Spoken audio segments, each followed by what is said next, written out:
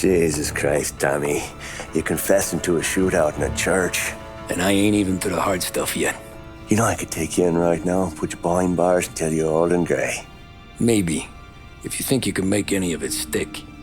But then you'd never know about Morello. Hey, fellas, sorry to keep you waiting. My shift just started. What you having? 2 lunch specials, please. And more coffee. You know what? Let's bring the whole pot. All right, we've come this far together. What kind of heat did you get from the church?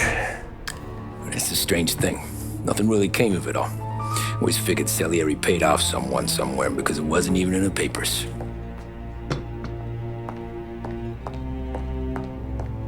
We just had to lay low for 7, 8 months. The cops kept showing up at the bar just to remind us they were watching. And Frank caught wind that Morello was helping Galati get reelected, hoping he'd go after the Don. Well, I recovered some account books from Morello's offices. 33 was a pretty good year for him. Bastard knew we were bleeding out before we did. While we were busy keeping our heads down, he started moving in on our rackets. Quiet at first, a few trucks go missing. Top burner has one too many highballs, drives off a bridge. One of our regular pickups suddenly closes up shop, moves upstate. And he didn't catch on? Not me. I think maybe Paulie smelled something. But even with the cops looking over our shoulders and Morello circling, we were still making good money. And with the Don worried about keeping the heat off, we didn't have much to do. Except drink, have a few laughs. Every time I went into Salieri's, there was Sarah. So it was a good year. Until Frank. Coletti, Don's consigliere. Yeah, that's right. He set me straight. He set us all straight. There's a lot of buzz around town about you guys. Yeah, we got into a little scrap last night. It's no big deal. I don't care about the bar fight, Tom. I care how it looks when you walk into a club and buy everyone around. We gotta do something with our dough. Then blow it at the track on Sunday. Or take a dame to a show. Or invest it for Christ's sake. You want me to become one of those Wall Street boys? Don't sass me, Tommy. I'm trying to teach you the ropes, so you don't get strangled by them. You ever have a dog, Tom? Sure.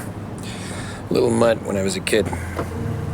When I was 8 or 9, before I came over from Sicily, I had this beautiful, skinny Cerneco dell'Etna. Like a little greyhound. Fastest dog you've ever seen. That's how I met the Don. We started setting up races together, betting on her with coins and rifle shells. There wasn't another dog that could catch her. She never lost. Until the day she did. We were only out a pocket knife, but I never saw the Don so angry. She got old on you? No. Pregnant.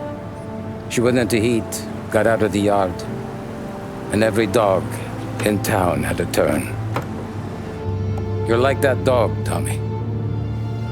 Every time you flash your money around, you're a bitch in heat, and everyone in that club is now looking to fuck you. And once you get fucked, you're no good to us. Do you understand? You made your point. Good. Because you need to think about your career here. Look, Paulie's at his ceiling. He's the guy we want in a tussle, but he's not smart enough to run anything. Sam is loyal, but he has no vision. But you, Tommy,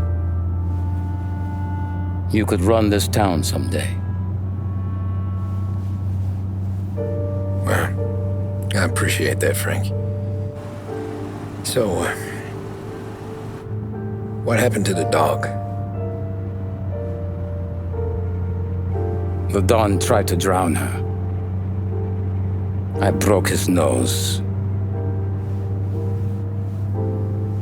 You can let me off here.